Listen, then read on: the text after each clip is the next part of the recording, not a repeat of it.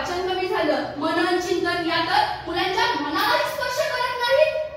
त्यामुळे लेखनकलेकडे सुद्धा साफ दुर्लक्ष झालं. जेव्हा लहानपणी अक्षराचं वळण पाहून पाठीवर कौतुकाची थाप पडायची आणि ते कौतुक कोण आणि कशाचे करणार असे प्रश्न मनात घर करू लागले आहेत. माणसाला सुख समाधान पाहिजे असेल तर ते कृत्रिम सुख समाधान पाहिजे असेल तर ते त्यातून आपल्याला आनंद घेता येईल का? सुख समाधान हे शाश्वत पाहिजे, तरच त्यातून आपल्याला आनंद घेता येईल. शिकारीचा वंश असावा लागतो. रणांगणात उतरून नुसती हाताची मूठ वळून चालत नाही, तर त्यासाठी आई बाबांचा आशीर्वाद असावा लागतो. आणि अशा लढाया खुल्या मैदानात असो की खवळलेल्या सागरात असो, जिंकण्यासाठी लोककल्याणाचा ताठपणा असावा लागतो. वाघाच्या गुरगुरण्याला डरकाळीचं महत्व यायला आमच्या विक्रमसिंह दादांसारखं जनतेचं वाली व्हावं लागतं. आणि म्हणूनच पाटण तालुक्याचे भाग्य विधाते सर्व लोककल्याणकारी आदरणीय विक्रमसिंह पाटणकर दादा यांना वाढदिवसाच्या लक्ष शुभेच्छा. 70-80च्या कालखंडात पाटण तालुक्यात राजकारणी म्हणायचे की या डोंगरावरच्या लोकांना डोंगरावरच राहू द्या, ते जर खाली आले तर आपलं राजकारण बिघडेल. सातारा जिल्ह्यातील पाटण तालुका कोकणाला देशाशी जोडणारा पाटण याबद्दल या तालुक्याबद्दल राजकारण्यांच्या मनात कायम अनास्थाच असायची. त्या काळात पाटण तालुक्यामध्ये कराड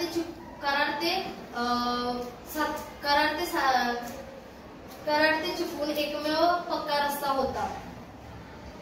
परिस्थिती एवढी बिकट होती की आठवड्या बाजाराला जायचं म्हणलं तर आदल्या दिवशी भाकरी बांधून दिवशी बाजार करून मुक्कामी राहून दुसऱ्या दिवशी परतीच्या प्रवासाला पायी चालत जावं लागायचं. एखादी व्यक्ती जर दवाखाने तर एवढे कमी होते परंतु कृत्रिम ज्ञान किंवा म्हणजे कृत्रिम बुद्धिमत्ता ही विषयी बोलायची जबाबदारी संधी आणि भाग्य मिळाले तेव्हा मी त्यांच्याबद्दल माहिती घेण्यास सुरुवात केली. शीतावरून भाताची परीक्षा या म्हणीप्रमाणे आमचे ढोरोशी हे गाव संपूर्ण तालुक्यात नव्हे संपूर्ण महाराष्ट्रात नावारूपास आले. अनेक आदर्श पुरस्कार.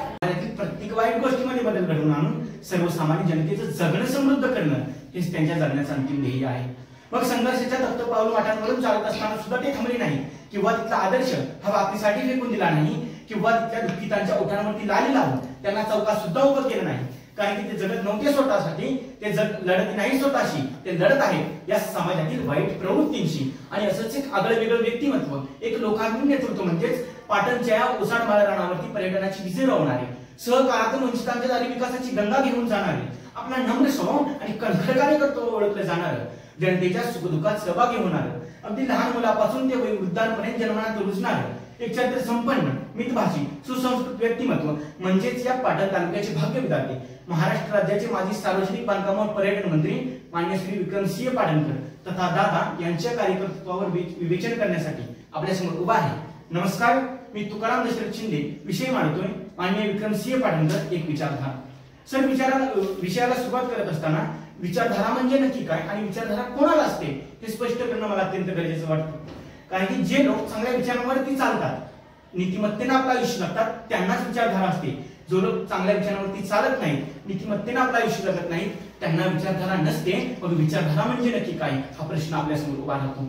तर विचारधारा म्हणजे एका व्यक्तीवर झालेले सुसंस्कार, त्या व्यक्तीवर असलेल्या महापुरुषांच्या विचारांचा पगडा, त्या व्यक्तीचे व्यक्तित्व कर्तृत्व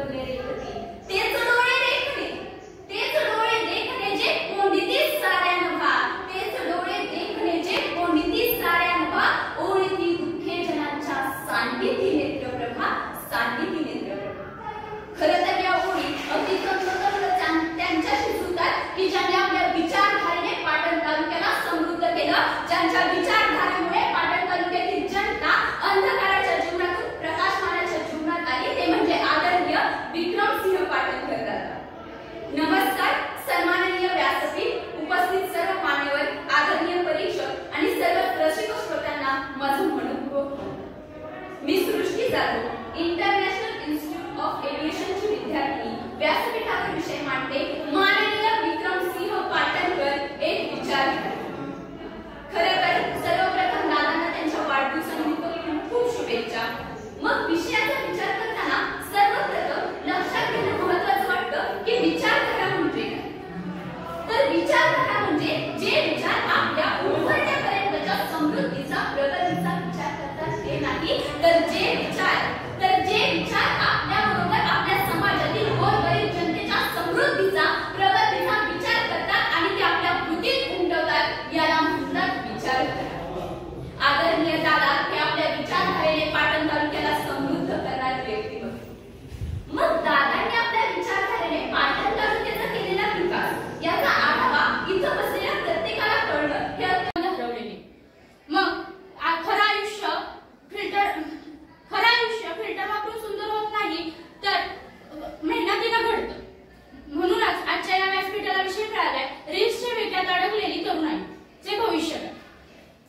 तर हाच विषय मी आपल्या समोर मांडत आहे. आजचा तरुण आहे कुठं? मित्रांनो, तरुण म्हटलं की आपल्याला आठवतं ते म्हणजे धगधगतं सळसळतं तरुण रक्त, ज्याच्यामध्ये लाट मारेल तिथं पाणी काढण्याची धमक असते, ज्याच्या जिभेतून निघणाऱ्या प्रत्येक शब्दाला धारदार शब्दाची बात असते.